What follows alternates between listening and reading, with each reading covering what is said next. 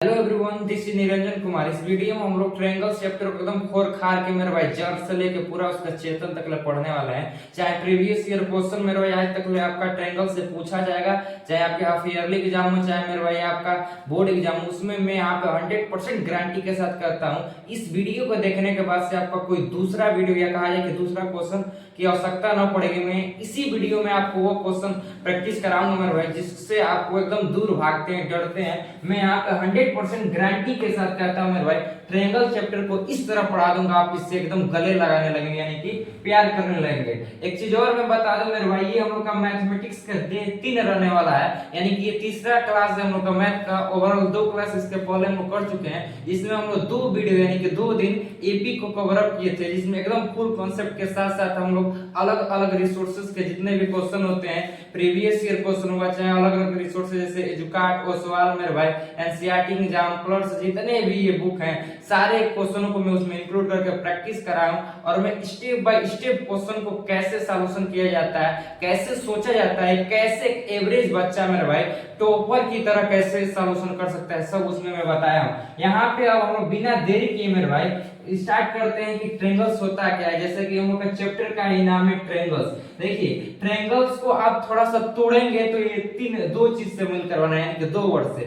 पहला तो आपका हो गया ट्राई, यहाँ पे देख रहे हैं, दूसरा हो गया एंगल्स, यानी कहीं ना कहीं ट्रायंगल्स जो होता है मेरे भाई वो 3 साइड और 3 एंगल से मिलकर बनता है। ट्राई मतलब होता है 3 साइड, एंगल मतलब 3 एंगल और 3 साइड से बनने वाला वो हर एक शेप क्या कहलाता है, ट्रायंगल कहलाता है। आइए डिफिनेशन को पढ़ते हैं कि व्हाट इज ट्रायंगल क्या होता है। पहले मैं यहाँ पे मेरे भाई आपको एक ही कॉन्सेप्ट को क्लियर करूंगा, क्योंकि मेरे भाई इसी कॉन्सेप्ट से आपका क्वेश्चन यानी कि क्वेश्चन सॉल्यूशन करने का जो बेस होता है वही मजबूत होता है, बिकॉज क्योंकि कॉन्सेप्ट इज पावर। तो let's start. What is the triangle? Triangle can be defined as a polygon which has 3 angles and 3 sides। जैसा कि मैं आपको बताया मेरे भाई कि पॉलीगन्स क्या होता है, जिसमें 3 साइड से अधिक, मतलब जो 2 साइड से अधिक मिलकर जो भी शेप बनता है उसको कहते हैं पॉलीगन। जैसे आप पढ़े हैं पॉलिनोमियल्स मतलब क्या होता है, more than 2 term is known as polynomial, उसमें बाइनोमियल ट्रिनोमियल सब आ जाता है। उसी तरह पॉलीगन क्या होता है, 2 साइड से मिलकर जो भी मेरे भाई शेप बनता है उसको कहा जाता है पॉलीगन। तो ट्रायंगल एक ऐसा पॉलीगन होता है मेरे भाई जो 3 एंगल या 3 साइड से मिलकर बनता है। तो याद रखिए मेरे भाई, ओवरऑल ये कहा जा सकता है कि वो हर एक शेप जो कि 3 साइड और 3 एंगल से मिलकर बनता हो, चाहे बनाता हो, उसको हम लोग क्या कहते हैं, ट्रायंगल्स। और मेरे भाई 2 और इसमें छोटी छोटी जो कॉन्सेप्ट याद रखने वाली बातें हैं वो है कि सम ऑफ द इंटीरियर एंगल 180, यानी कि ट्रायंगल्स जो होता है मेरे भाई इस शेप का होता है, जो ये एंगल यानी कि तीनों एंगलों का जो सम होना चाहिए हमेशा 180 होना चाहिए। तीसरी बात मेरे भाई, सम ऑफ द एक्सटीरियर एंगल, यानी कि जो ये बाहर का एंगल है, जो देख रहे हैं हम लोग का ये बाहर का एंगल, ये बन रहा है, ये बन रहा है, ये बन रहा है, यानी कि कहा जाए एक्सटीरियर, ट्रायंगल के बाहरी जो एंगल है, एक्सटीरियर मतलब कहाँ, बाहर, इंटीरियर मतलब अंदर। तो एक्सटीरियर जो है ट्रायंगल्स का सम होता है वो हमेशा कितना होता है, 360 का। अपने बुलेट को आगे बढ़ाते हैं और चलते हैं नेक्स्ट कॉन्सेप्ट, जहां पर हम सीखते हैं मेरे भाई हम लोग का ट्रायंगल चैप्टर का बेस, एकदम खतरनाक कॉन्सेप्ट जो कि है मेरे भाई सिमिलैरिटी। 100% गारंटी के साथ कहता हूं मेरे भाई, जिस भाई ने मेरे भाई, जिस मित्र ने मेरे भाई सिमिलर और कॉन्ग्रुएंट 2 कॉन्सेप्ट को समझ लिया, उसका यहीं पे 50% में लिख के दे रहा हूं, ट्रायंगल बस क्लियर हो जाएगा। मैं यहाँ पे 100% गारंटी के साथ कर रहा हूं भाई। शुरू के आप सिर्फ मुझे 5 मिनट देखिए, आपको खुद ब खुद आपको एक एक लाइन आपके दिमाग में और आपके दिल में छपने लगेगा मेरे भाई। चलिए हम समझते हैं कॉन्ग्रुएंट और सिमिलर क्या होता है, दोनों में डिफरेंट क्या है, किस ऑब्जेक्ट को कॉन्ग्रुएंट कहते हैं और किस ऑब्जेक्ट को सिमिलर कहते हैं। जैसा कि हम लोग पढ़े हैं कॉन्ग्रुएंट या कॉन्ग्रुएंसी क्लास 9th में, और सिमिलर जो है आपको मेरे भाई ट्रायंगल का चैप्टर में क्लास 10th में देखने को मिलता है, और ये कॉन्ग्रुएंट किसमें दिख रहा था, 9th में। तो दोनों से हम लोग भली भांति परिचित है, ये हमारे लिए सिर्फ सा नया है। तो कॉन्ग्रुएंट ऑब्जेक्ट क्या होता है मेरे भाई, if 2 object have same shape same size are said to be congruent. याद रखिएगा कब हम लोग 2 ऑब्जेक्ट को कॉन्ग्रुएंट कहेंगे और कब सिमिलर कहेंगे। तो याद रखिएगा दो ऑब्जेक्ट को हम लोग तब कॉन्ग्रुएंट कहेंगे जब वो सेम शेप का हो, यानी कि एक जैसा हो, यानी कि बनावट उन लोगों का सेम हो और सेम साइज का हो। मतलब एक मेरे भाई 10 फुट का है तो दूसरा भी 10 फुट का, एक 2 मीटर का है तो दूसरा भी 2 मीटर का। जैसे इस फिगर से समझिए, यहाँ पे मैं ट्रायंगल बनाऊं ABC और DEF, इसमें देख रहे हैं ये भी ट्रायंगल यानी कि दोनों शेप है, दोनों का सेम शेप है। और साइड का बात किया जाए तो इसका साइज देखिए मेरे भाई, 2 सेंटीमीटर 3 सेंटीमीटर तो ये भी 3 सेंटीमीटर, 2 सेंटीमीटर तो ये भी 2 सेंटीमीटर, यानी और कहा जाए कि ये शेप में भी सेम है और साइज में भी सेम है, तो ये हमको क्या कहला जाएगा मेरे भाई, कॉन्ग्रुएंस। ये आप ऑलरेडी क्लास 9 में पढ़ चुके हैं। बट सिमिलर जो है मेरे भाई हम लोग के लिए नया है। कब हम लोग दो ऑब्जेक्ट को सिमिलर कहेंगे, सेम ऐसा ही है, बस थोड़ा सा डिफरेंस है। देखिएगा, if two object having same shape and not necessarily same size, तो याद रखिएगा हम लोग दो ऑब्जेक्ट को तब सिमिलर कहेंगे जब शेप तो सेम हो साइज सेम ना हो, यानी कि कॉन्ग्रुएंस थोड़ा सा डिफरेंट है। कॉन्ग्रुएंस में क्या था मेरे भाई, कॉन्ग्रुएंट में दो ऑब्जेक्ट का शेप भी सेम होना चाहिए और साइज भी, मतलब बनावट भी सेम होना चाहिए और दोनों एक बराबर होना चाहिए। लेकिन इसमें क्या है, इसमें बनावट तो सेम हो, रेक्टेंगल है तो रेक्टेंगल होना चाहिए, ट्रायंगल है तो ट्रायंगल होना चाहिए, स्क्वायर है तो स्क्वायर होना चाहिए, सर्कल है तो सर्कल। बट ये नहीं है कि साइज, देखो इसमें छोटा भी रहेगा बड़ा भी रहेगा, छोटा रहेगा बड़ा रहेगा, उस फिगर को कहते हैं मेरे भाई, उस ऑब्जेक्ट को कहते हैं सिमिलर ऑब्जेक्ट। जैसे कि यहाँ पे देख रहे हैं, ये क्या है मेरे भाई, आपका एक स्क्वायर है, ये भी एक स्क्वायर है, दोनों शेप में सेम है बट साइज में ये छोटा है ये बड़ा है, तो ऐसे फिगर को मेरे भाई क्या हम लोग कहते हैं, सिमिलर। और सिमिलर का यही सिंबल होता है। कॉन्ग्रुएंस का ऐसे दो इक्वल टू, और यहाँ पे ऐसे बना दीजिए, कॉन्ग्रुएंस का मेरे भाई सिंबल होता है ये सिमिलर। तो आपको कॉन्ग्रुएंस और सिमिलर में दोनों डिफरेंट आ चुका होगा। एक बार मैं आपको और क्लियर कर दूं, कॉन्ग्रुएंट ऑब्जेक्ट यानी कि दो ऑब्जेक्ट हम लोग तब कॉन्ग्रुएंट कहेंगे जिसका सेम शेप हो और साइज भी सेम हो। बट वहीं सिमिलर ऑब्जेक्ट यानी दो ऑब्जेक्ट को सिमिलर तब कहा जाएगा जिसमें शेप तो सेम हो बट साइज डिफरेंट है, वो छोटा तो एगो बड़ा, लेकिन इसमें ऐसा नहीं है। अब मेरे भाई आपसे एक क्वेश्चन है, क्या जितना भी सिमिलर ऑब्जेक्ट है क्या कॉन्ग्रुएंस होता है, इसका आपको कमेंट में उत्तर देना है। दूसरा क्वेश्चन है कि क्या जितना भी कॉन्ग्रुएंट ऑब्जेक्ट होता है या जितना भी कॉन्ग्रुएंट फिगर होता है क्या सिमिलर होता है कि नहीं, इसको आप कमेंट में बताइएगा, क्योंकि ये आपके एनसीईआरटी का पहला ही क्वेश्चन है। अभी मैं आपको आगे कराऊंगा।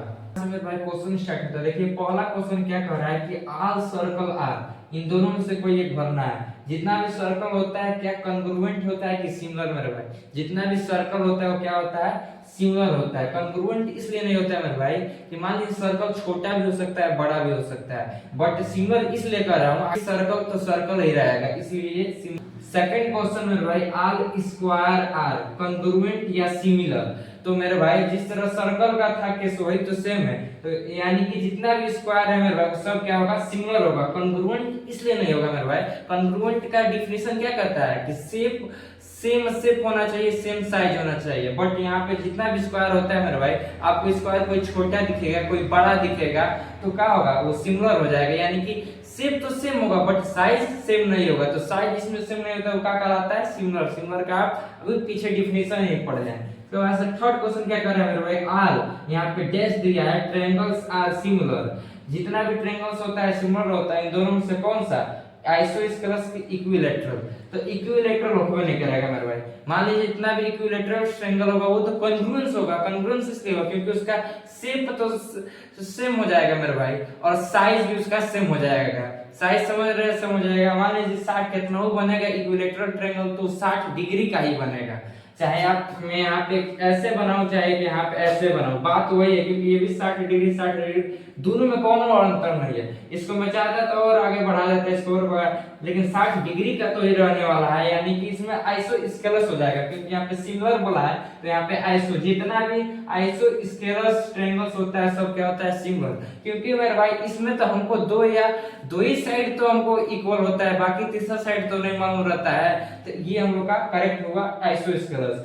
चौथा क्वेश्चन देखिए क्या कर रहा है मेरे भाई, any two congruent figures are similar, कह रहा है कि कोई भी दो कॉन्ग्रुएंट फिगर सिमिलर होगा तो सही है मेरे भाई। मान लीजिए कॉन्ग्रुएंट फिगर, कॉन्ग्रुएंट कब, कॉन्ग्रुएंट मेरे भाई मान लीजिए दो फिगर ये हो गया, एक फिगर ये और एक फिगर ये। कॉन्ग्रुएंट की डिफिनेशन क्या कहता है, जिसका शेप भी सेम होना चाहिए, साइज यानी कि ये एक है तो ये भी एक, ये भी एक, ये भी एक, ये भी एक, यानी कि ओवरऑल कहा जाए ये एक एक सेंटीमीटर का है तो ये भी एक एक सेंटीमीटर। शेप तो ऑलरेडी सेम होता है, तो वही कह रहा है कि एनी टू कॉन्ग्रुएंट फिगर, दो कॉन्ग्रुएंट फिगर है आर सिमिलर, उसको सिमिलर कह सकते हैं एकदम। देखिए सिमिलर कहीं ना कहीं जितना भी कॉन्ग्रुएंट फिगर होता है उसी के अंदर सिमिलर का डेफिनेशन है। सिमिलर क्या कहता है, सिमिलर कहता है कि शेप सेम हो बट साइज सेम ना हो, लेकिन कॉन्ग्रुएंट क्या कहता है कि शेप भी सेम हो साइज भी सेम हो, यानी दोनों चीज। यानी सिमिलर का डेफिनेशन कहीं ना कहीं कॉन्ग्रुएंट में आ जा रहा है, या यूं कहा जाए मेरे भाई कॉन्ग्रुएंट इसका पप्पा है। यानी कि एक तरह से ये कहा जा सकता है जितना भी सिमिलर फिगर होता है सबको हम लोग क्या कह सकते हैं,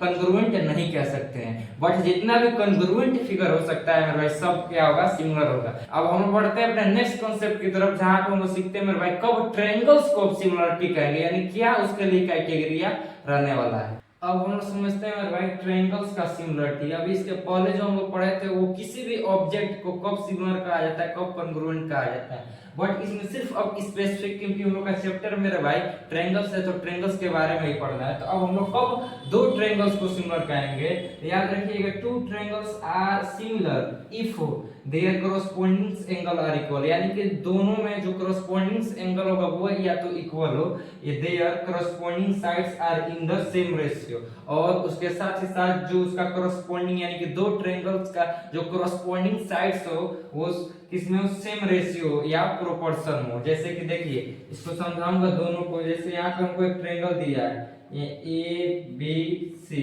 और यहाँ पे भी हमको एक ट्रायंगल दिया है डी ई एफ, ये अपने अनुसार नाम रख लीजिएगा। तो इन दोनों को सिमिलर कब बोला जाएगा, यानी कि सिमिलर का साइन ये होता है, सिमिलर कब कहेंगे जब their corresponding angles are equal, यानी कि ये एंगल इस एंगल की इक्वल होना चाहिए, यानी कि यहाँ पे हम लिख लेंगे एंगल जो बी है एंगल ई के इक्वल होना चाहिए, ये एंगल इसे, ये एंगल मेरे भाई इस एंगल की इक्वल होना चाहिए, यानी कि एंगल जो सी है एंगल एफ के इक्वल हो जाएगा। ये एंगल मेरे भाई ये एंगल इस एंगल के इक्वल होना चाहिए, यानी कि एंगल ए एंगल डी के इक्वल होना चाहिए। ये लाइन ये कहता है their corresponding angles are equal, यानी दोनों ट्रायंगल्स का जो कॉरस्पॉन्डिंग एंगल है इक्वल होना चाहिए। कॉरस्पॉन्डिंग एंगल मतलब क्या, इसमें ये वाला बी ले रहे हैं तो इसमें भी ये वाला ई लेंगे, यानी कि ये दोनों आपको इक्वल होना चाहिए। इसमें सी ये ले रहे हैं तो इसमें भी एफ वाला ये पार्ट लेंगे, यानी इसमें इस ट्रायंगल में ये वाला पार्ट ले रहे हैं तो इसमें भी ये, यानी ये दोनों इक्वल होना चाहिए। और मेरे भाई का इसके साथ देयर कॉरस्पॉन्डिंग साइड्स, यानी कि मेरे भाई सेम प्रोपोर्शन में होना चाहिए। जैसे कि इसमें बात की जाए मेरे भाई ए बी अपान इसमें क्या होना चाहिए, डी ई होना चाहिए, डी ई, जैसे इसमें ए 20 चल रहा है तो इसमें डी ई होगा।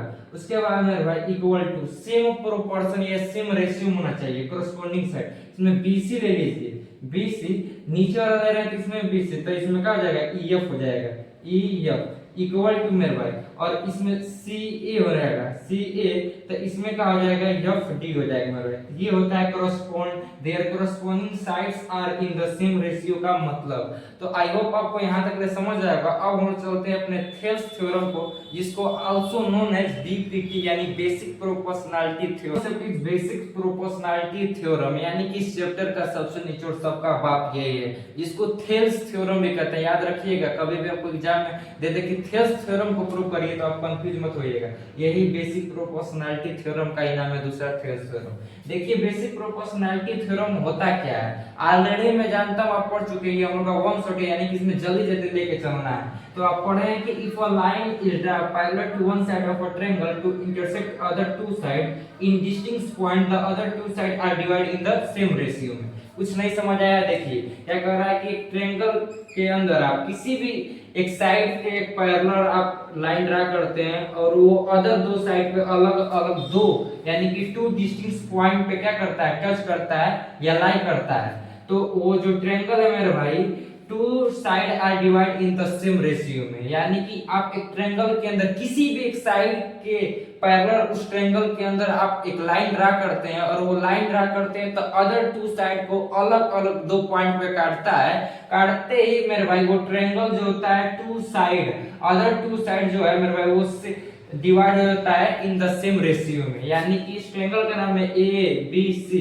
तो BC के मैंने पैरेलल ड्रा किया, यानी कि BC के मैं पैरेलल ड्रा किया यहाँ पे DE एक लाइन, DE लाइन, DE। तो इससे हुआ क्या मेरे भाई, जब भी मैं इस साइड के ये लाइन इसके पैरेलल ड्रा कर दिया तो क्या होगा मेरे भाई, ये AD अपान में DB, आप यही ना पढ़े हैं, इक्वल टू AE अपान में EC हो जाएगा बस। यदि किसी भी ट्रायंगल के अंदर हम उस ट्रायंगल के किसी भी एक साइड के पैरेलल कोई लाइन ड्रा करते हैं, वो लाइन अलग अलग अदर टू साइड पे डिस्टिंग्विश करता है, यानी कि लाई करता है, तो अदर जो टू साइड है वो सेम रेशियो में डिवाइड हो जाएगा। जैसे जिसपे ये पैरेलल लाइन टच कर रहा है, यानी कि पॉइंट लाई कर रहा है ये पैरेलल लाइन का, तो ये दोनों साइड है ये डिवाइड होगा इन द सेम रेशियो में, वही कह रहा है। तो सिंपल सा इसको प्रूव करने का मैं भाई मैं आपको बता देता हूँ। सबसे पहले आप लिख देंगे गिवन। गिवन में क्या है, मैं कभी भी मैं बता रहा हूँ भाई प्रूव वाले क्वेश्चन को कैसे किया जाता है, कोई भी क्वेश्चन हो। तो सबसे पहले आप लिखिए गिवन। गिवन में क्या दिया, हमको दिया है कि जैसे इस ट्रायंगल के अनुसार ABC और triangle ABC in which BC parallel to DE, इस ट्रायंगल के अनुसार आप जिसका नामकरण रखेंगे उसका नामकरण के अनुसार आप उसमें लिख देंगे। दूसरा लिख दीजिए कि टू प्रूव, यानी कि आपको प्रूव क्या करना है, हमको प्रूव करना है कि AD by DB equal to AE upon में EC, यही प्रूव करना है। उसके बाद से तीसरा मेरे भाई कंस्ट्रक्शन, ये होता है मेरे भाई एक मैथ को स्टेप बाय स्टेप सॉल्यूशन करने का तरीका। तीसरा आप लिखिए यहाँ पे क्या कंस्ट्रक्शन, यानी कि इसमें आपको क्या क्या बनाना है। तो आप सबसे पहले क्या करिए, ज्वाइन कराइए DC को और क्या करिए EB को। तो लिख दीजिए ज्वाइन DC और EB एंड, और क्या करिए आप क्या करिए परपेंडिकुलर गिराइए इस AE पे, या कहा जाए AC पे, यानी 90 डिग्री, और इस लाइन पे भी परपेंडिकुलर गिराइए, यानी कि AD या कहा जाए AB पे। तो लिख दीजिए यहाँ पे। उसके साथ ही साथ ड्रा पर AB, ड्रा परपेंडिकुलर, इसका नाम रख दीजिए, इसका F हो गया G, draw perpendicular FD on the line AC, और उसके बाद से draw perpendicular GE on the line AB, बस खत्म। उसके बाद से आ जाइए प्रूफ पे। प्रूफ कैसे करना है, तो सिंपल सा इसमें आप देखेंगे आपको कई ट्रायंगल मिल रहा है। तो सबसे पहले आप आइए इस ट्रायंगल में, ये आपको ट्रायंगल मिल रहा है यानी कि DBC। तो लिखिए इन ट्रायंगल DBC, इसका एरिया निकालिए। फिर मेरे भाई उसी तरह आप क्या करेंगे, इसमें एरिया निकालेंगे, तो वही एरिया का फार्मूला है 1 बाई बेस इनटू हाइट, इसका निकाल लीजिए। फिर मेरे भाई आप जाइए कि इस पूरे वाले ट्रायंगल में, इस पूरे वाले ट्रायंगल में इसका एरिया निकालिए। एक बार आप क्या करिए, इसको बेस मानिए, यानी कि AB को बेस मान के करिए, तो उसमें आपका निकल जाएगा। फिर मेरे भाई आप इसको करिए, तो इसमें मेरे भाई आपको इसको बेस मानना है AE को, तो इसका एरिया निकल जाएगा। और दोनों तो इक्वल है क्योंकि ये ट्रायंगल कौन सा है मेरे भाई, एरिया निकाल रहे हैं ADE का, तो दोनों इक्वल होगा। ये ट्रायंगल इस ट्रायंगल की इक्वल होगा क्योंकि मेरे भाई on the same base and between same parallel are equal होता है, आप पढ़े हैं ये कॉन्सेप्ट। तो उसके दो इक्वेशन बनेगा, एक तो ये ट्रायंगल इसके इक्वल होगा, तो ये इक्वेशन बन गया। एक ये ट्रायंगल मतलब ओवरऑल ये ट्रायंगल में हम लोग दो पार्ट में कर रहे हैं, एक बार इसको बेस ले रहे हैं और एक बार इसको बेस ले रहे हैं, दो पार्ट में इसका एरिया निकल रहा है, तो ये भी इक्वल हो जाएगा, यानी कि इक्वेशन 2 हो जाएगा। तो आप क्या करिए, सिंपल सा इक्वेशन फर्स्ट को डिवाइड करिए इक्वेशन सेकंड में, कट फिट के आपका देखेंगे एट द लास्ट में यही हो जाएगा, यानी कि हेंस प्रूफ। यहाँ पे मेरे पास बोर्ड छोटा है, जगह नहीं, इसलिए मेरे भाई आपको करा नहीं रहा हूँ, आप ऑलरेडी करे हुए, बस मुझे समझाना है। अब देखिए इसी का खटाखट याद रखिएगा, कभी भी एक ट्रायंगल के अंदर आप उस ट्रायंगल के किसी भी एक साइड के पैरेलल उसमें एक लाइन ड्रा करते हैं, वो लाइन जो है ट्रायंगल के अदर टू साइड को अलग अलग पॉइंट में काटता है, तो जो अदर टू साइड को पॉइंट में काटता है वो दो साइड में भाई सेम रेशियो में क्या होगा, डिवाइड हो जाएगा। याद रखिएगा इसका कॉन्सेप्ट देखिए, क्वेश्चन में धड़ाधड़ घुसा घुसा के कहीं पूछ रहा है। अब हम चलते हैं अपने नेक्स्ट स्लाइड पर, जहां पे मेरे भाई क्वेश्चन धड़ाक खड़ाक खड़ाक खड़ाक लगाते हैं। अब यहाँ से मेरे भाई क्वेश्चन स्टार्ट होता है जो कि मेरे भाई थेल्स भैया पे आधारित है। थेल्स भैया यानी कि बीपीटी जो कथन दिए थे, उसी बीपीटी बेसिक प्रोपोर्शनैलिटी थ्योरम के बेस पर आपका अब हर एक थ्योरम मेरे भाई क्वेश्चन जो रहेगा या तो आपका बीपीटी या कन्वर्ट्स ऑफ बीपीटी, इसी पर आगे याद रखिएगा। अब घबराने की बात नहीं, दोनों आप समझ चुके हैं। कन्वर्ट्स में नहीं समझाया वो आपको समझ आ जाएगा अभी क्वेश्चन में, क्योंकि मेरे पास मेरे भाई टाइम थोड़ा वीडियो बड़ा हो जाता है इसलिए। देखिए क्या कह रहा है, बीपीटी पे बेस पे जो क्वेश्चन है, कह रहा है कि if a line intersect AB and EC, if a triangle ABC at D and E respectively and is parallel to BC, prove AD by AB equal to AE upon में AC। ये एक समझिए figure से, figure हमको question में given था। कह रहा है कि एक ट्रायंगल है ABC, यहाँ पे कह दिया है, और कह रहा है कि उसमें एक BC जो है मेरे भाई उसकी एक पैरेलल लाइन ड्रा किया गया है D, जैसे कि यहाँ पे दिख रहा है। जो ही मेरे भाई पैरेलल कर दिया, यानी कि कह दिया कि BC जो है मेरे भाई वो DE के पैरेलल है, तो हमारे दिमाग में तुरंत कॉन्सेप्ट बैठा, यानी कि बातें याद हो गया, किसका, थेल्स भैया का बातें याद आ गया, यानी कि उनका थ्योरम याद आ गया BPT।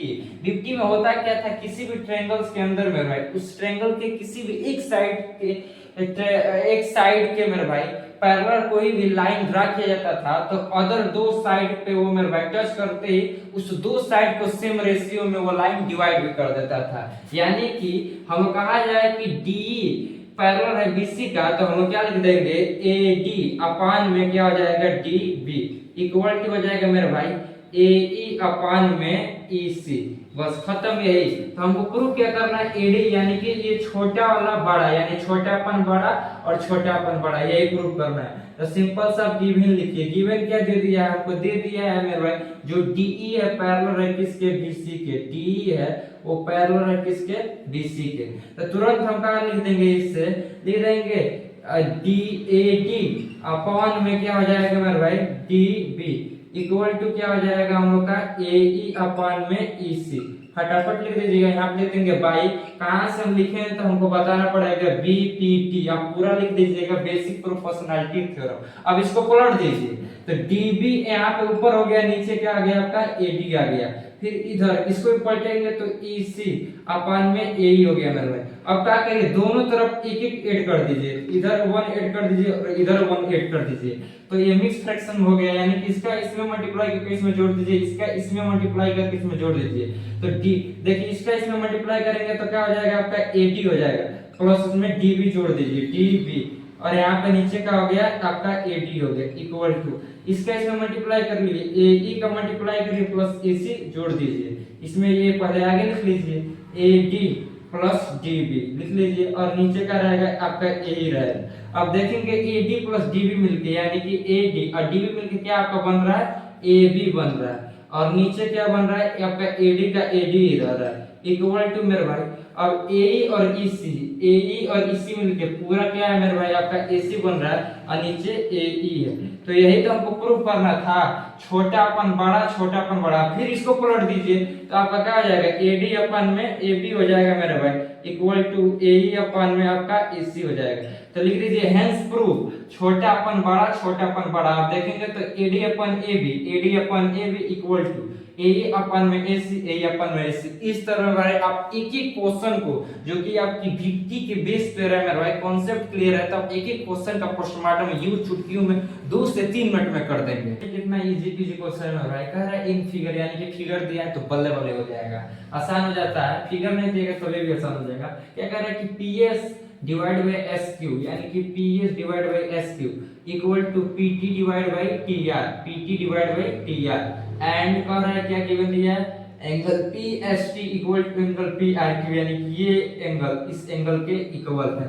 तो prove that PQR is an isosceles triangle, यानी कि जो ये पूरा ट्रायंगल बन रहा है मेरे भाई PQR, इसको हम प्रूव करना है आइसोस्केलस ट्रायंगल। तो आइसोस्केलस ट्रायंगल में क्या होगा मेरे भाई, अपोजिट जो एंगल होता है, यानी ये और ये एंगल इक्वल है, तो इसके सामने वाला साइड और इसके सामने वाला साइड क्या होगा मेरे भाई, आल्सो इक्वल। बस इस साइड को इक्वल हम दिखा दिए तो कह देंगे क्या, कि side opposite to equal angle also is known as isosceles. We defined isosceles, तो side opposite to equal angle is known as isosceles triangle। तो बस ये हमको करना है। अब देखिए करना क्या है, सबसे पहले मैं कहता हूँ किसी भी आप प्रूफ वाला क्वेश्चन में गिवन लिखिए। गिवन क्या दिया है, गिवन हमको यही दिया है PS अपान में SQ इक्वल टू PT अपान में TR दिया है। और क्या दिया है भाई, और हमको ये दिया है कि angle PST equal angle PRQ के, ये दिख ही रहा है PST, यानी कि ये एंगल किसके इक्वल है, PRQ के, यानी PRQ के ये एंगल इक्वल है। बस इतना दिया है। एक चीज मैं यहाँ पे देख रहा हूँ हमको ये गिवन है PS divide by S cube PT divide by TR, तो देयरफॉर हम क्या यहाँ पे लिख सकते हैं, जो ST है मेरे भाई वो पैरेलल है किसके, QR के। अब लिखेंगे, आप पूछेंगे कैसे, कन्वर्ट सब 50 आप पढ़ेंगे यानी कि थ्योरम 6.2, तो यहाँ पे लिख देंगे बाय थ्योरम 6.2, यहाँ पे आप पूरा लिख दीजिएगा, थ्योरम 6.2 में यहाँ लिख रहा हूँ शॉर्टकट में, तो आप कन्वर्ट सब 50 लिख दीजिएगा। कन्वर्ट सब 50 क्या कहता है, कहता है कि इन ट्रायंगल में two side divide in the same ratio then the third side parallel to the line के, यानी कि इस लाइन के यदि एक ट्रायंगल में दो साइड डिवाइड हो रहा है सेम रेशियो में, जैसे कि PS by S cube divide हो रहा है PT बाय TR, तो जो थर्ड साइड, ही दो साइड नहीं, जो थर्ड साइड यानी कि जो डिवाइड नहीं हो रहा है वो साइड क्या होगा, इस लाइन के पैरेलल हो जाएगा। तो वही तो लिखा हूं ST पैरेलल टू QR बस। अब देखिए मैं यहाँ पे पैरेलल क्यों किया हूं, क्योंकि मेरे भाई इस एंगल को इक्वल करना है, तो अब आराम से हो जाएगा एंगल, लिख देंगे एंगल जो PST है मेरे भाई इक्वल हो गया एंगल PQR की। आप पूछेंगे कैसे, तो लिख देंगे corresponding angles are also equal. जब दो मेरे भाई पैरेलल लाइन के बीच में एक लाइन इंटरसेक्ट करता है, तो जो उसका कोरोस्पोंडिंग एंगल्स होता है वो इक्वल होता है, तो यहाँ पे लिख दीजिएगा कोरोस्पोंडिंग एंगल्स आर इक्वल। यहाँ पे कितना हो गया, यानी कि ये एंगल इसके इक्वल हो गया। अब मेरे भाई क्या कहेंगे, एंगल हमको ये चीज दिया था जो PST था मेरे भाई वो इक्वल था एंगल इसके PRQ के, यानी PRQ के। तो अब लिख देंगे क्या, इसको हम पहला इक्वेशन मान लेंगे और इसको हम दूसरा इक्वेशन मानेंगे, तो लिख देंगे फ्रॉम इक्वेशन फर्स्ट और सेकंड से जो एंगल है PQR मेरे भाई, यानी कि PQR ये एंगल इक्वल हो गया किसके, एंगल PRQ के, यानी कि इस एंगल के, यानी ये दोनों इक्वल हो गए, ये तीनों इक्वल हो गए ओवरऑल कहा जाए तो। देखिए हमको गिवन सिर्फ ये था, ये एंगल है इस एंगल के इक्वल है, तो हम लोग क्या किए हैं, सिंपल से दो पैरेलल लाइन जब हम लोग दिखा दिए हैं, तो अब मान लीजिए दो पैरेलल लाइन को कभी भी एक लाइन ट्रांसवर्सल लाइन कट करता है तो कोरोस्पोंडिंग एंगल इक्वल होता है। जब ये इसके इक्वल हो गया और ऑलरेडी ये इसके इक्वल था, तो क्या ये दोनों इक्वल नहीं हो जाएंगे, बस खत्म, यही हो गया। तो यहाँ पे ये हम करते ही क्या कह देंगे, यहाँ पे एक चीज और हमको मिल जाएगा, जब किसी भी ट्रायंगल्स के अंदर दो एंगल्स इक्वल होता है तब क्या होता है मेरे भाई, जो साइड अपोजिट साइड होता है वो भी इक्वल हो जाता है, यानी कि हम लोग का यहाँ पे क्या हो जाएगा, PQ जो हो जाएगा इक्वल हो जाएगा PR के। अब यहाँ पे लिख देंगे क्या मेरे भाई, opposite sides are equal angle लिख देंगे, अपोजिट यहाँ पे लिख देंगे अपोजिट जो sides are equal in angle में, इन एंगल्स में, बस खत्म। अब यहाँ पे कैसे लिखें, PQ यानी कि PQ जो है मेरे भाई वो इक्वल हो जाएगा PR के, और जब यही लिख दिए तो हम लिख देंगे hence PQR is an isosceles triangle. बस इस तरह में भाई आप क्वेश्चन को उसके अंदर थ्योरमों का यूज कर करके आप सॉल्व करेंगे, आपका आंसर खुद ब खुद निकलेगा। अब बढ़ते हैं अपने नेक्स्ट क्वेश्चन की तरफ। नेक्स्ट क्वेश्चन देखिए क्या कह रहा है मेरे भाई, in figure MN parallel to AB, यानी कि MN जो लाइन है वो साइड AB के पैरेलल है, जिसमें से BC हमको 7.5 सेंटीमीटर दिया है, AM 4 सेंटीमीटर दिया है एंड MC 2 सेंटीमीटर दिया है। तो find the length of BN, यानी कि BN का पूछा है, इस फिगर से समझिए मेरे भाई, यानी कि हमको एक ट्रायंगल है ABC ट्रायंगल, इसमें M और N पैरेलल है, यानी कि AB को, तो AB का पैरेलल है MN। तो क्या मेरे भाई हम इसी से क्या कंक्लूजन निकाल सकते हैं, कहीं ना कहीं इसमें DPT लगेगा पैरेलल में। फिर बता रहा हूं, याद रखिएगा कन्वर्ट्स ऑफ DPT या BPT यही दो बेस पे ही क्वेश्चन बनेगा और किसी पे नहीं बनेगा।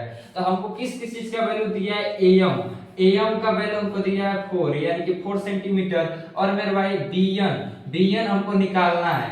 उसके बाद से मेरे भाई हमको BC दिया है, BC यानी कि पूरा बड़ा वाला कितना दिया है 7.5 सेंटीमीटर मेरे भाई, और उसके बाद से हमको क्या दिया MC यानी कि ये छोटा वाला दिया है 2 सेंटीमीटर मेरे भाई, और हमसे क्या पूछ रहा है, इसका निकालना है वैल्यू। तो सिंपल सा हम क्या लिख देंगे, यहाँ पे गिवन लिख देंगे, गिवन क्या दिया है, जब हमसे MN पैरेलल टू AB कहा जा रहा है तो हम लोग क्या लिख देंगे, therefore triangle ABC in which given MN parallel to AB, मैं ये स्टेप बता रहा हूँ, तब देन हम क्या लिख देंगे, अब क्या लिख देंगे यहाँ पे MC डिवाइड बाई MA, या फिर equal to MN divide by NB, या उस तरह आपने लिखना चाहते हैं तो आप ऐसे लिखिए AM डिवाइड बाई MC और BN डिवाइड बाई NC। देखिए यहाँ लिखने में बहुत लोग गलती करते हैं, याद रखिएगा जो पैरेलल वाला साइड है वो आपको उस लाइन को नहीं डिवाइड कर रहा है, यानी कि जो नॉन पैरेलल वाला साइड है, यानी कि ये दोनों आपको इसको डिवाइड कर रहा है। तो आप इसको सिंपल सा मैं बता रहा हूँ इसका लिखने का तरीका। जैसे ये साइड है इसके पैरेलल है, इसके नोक देखिए कहाँ है, कोना, ये दोनों लाइन,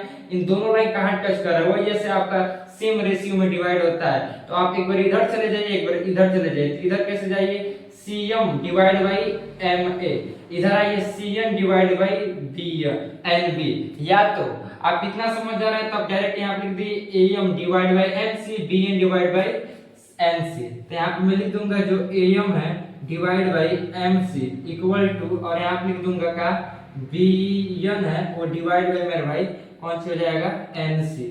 अब देखिए यहाँ पे मैं लिख दूंगा बाई थेल्स थ्योरम, यानी कि यहाँ पे लिख दूंगा बाई BPT, यानी कि बेसिक प्रोपोर्शनैलिटी थ्योरम के द्वारा मैं ये कह रहा हूँ। तो अब क्या होगा, AM का वैल्यू हमको कितना दिया है मेरे भाई, AM का वैल्यू हमको दिया है 4, यानी कि 4 भर देंगे।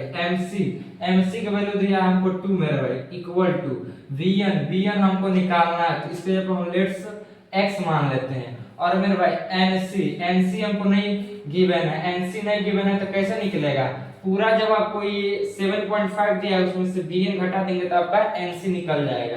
यानी कि 7.5 में से आप क्या करिए, x घटा दीजिए। जैसे मान लीजिए मेरे भाई पूरा यहाँ से यहाँ तक आपको 7.5 दिया है, तो आपको NC का निकालना है। तो क्या करिए, ये आप x माने हैं तो ये x वाला इसमें से घटा देंगे तो बाकी जो बचेगा वो NC होगा ना, तो वही मैं यहाँ पे किया। तो सिंपल सा आप क्या करिए, क्रॉस मल्टीप्लाई कर दीजिए, आपका वैल्यू निकल जाएगा।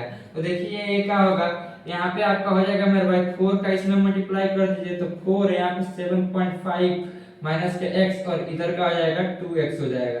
इधर हम मल्टीप्लाई करेंगे तो 4 5 20 के 0 और उसके बाद से 7 चौको 28 28 29 31, यानी कि ओवरऑल 30 या 0.0 आ रहा है। और माइनस यहाँ पे 4x इक्वल टू इधर का था 2x था, तो इस 4x को उधर भेज दीजिए तो ये क्या हो जाएगा 30, इधर जाएगा तो क्या हो जाएगा 6x। तो अब देखिए ये 6 इधर मल्टीप्लाई में तो नीचे आएगा तो डिवाइड में, क्योंकि x का वैल्यू निकालना है तो x इधर खाली अकेले रहना चाहिए।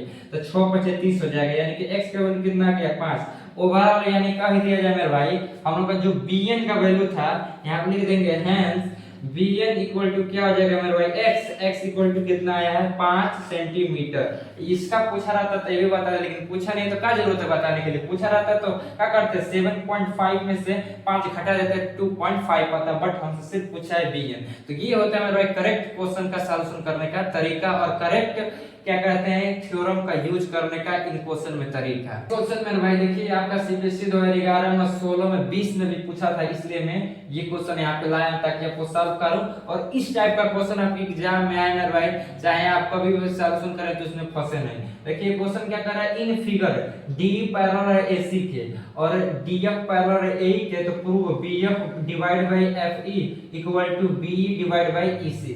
यानी कि अभी हमको कुछ खिचड़ी पकड़ा है मेरा दिमाग मेरा खराब हो रहा है। देखिए हमको चल रहा है, इसको पढ़ ले रहे हैं D पैरेलल है AC के, यानी D कहाँ है D और E, यानी कि ये लाइन देखिए ध्यान से मेरे भाई D जो है पैरेलल है किसको AC को, तो कहीं ना कहीं ये पूरा ट्रायंगल लिया होगा ABC। तो कह सकते हैं इन ट्रायंगल ABC में जो D है ये लाइन इस लाइन के क्या है पैरेलल है, बस खत्म। और क्या DF पैरेलल है AE के, तो DF कौन सी है, DF हम लोग का ये लाइन दिख रहा है, ये D यहाँ पे F, यानी DF पैरेलल है किसके AE के। तो कहीं पे हम देख रहे हैं इतना ट्रायंगल लिया है, ये हम लोग का थोड़ा सा कंक्लूजन एनालिसिस कर रहे हैं, ये हम लोग थोड़ा सोच पा रहे हैं। और कह रहा है प्रूफ क्या करना है, BF divide by FE equal to B divide by EC, यानी कि BF divide by E divide by कौन सी है FE, ठीक। और उसके बाद से क्या दे रहा है equal to BE divide by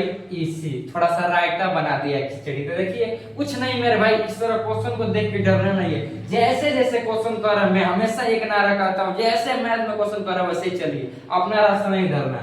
तो सिंपल से यहाँ पे लिख देंगे सबसे पहले गिवन, मैं कहता हूँ प्रूफ वाले क्वेश्चन में सबसे पहले गिवन लिखिए। गिवन क्या दिया है तो लिख देंगे इन ट्रायंगल किस में, पूरा इस पूरा ट्रायंगल को ले रहे हैं तो ABC में, क्या दिया है हमको, DE, जैसे क्वेश्चन क्या कर रहा है, डी पैरेलल है AC के, बस अब इतना ट्रायंगल में हमको कह दिया डी पैरेलल AC के, तुरंत थेल्स थ्योरम याद आ जाएगा।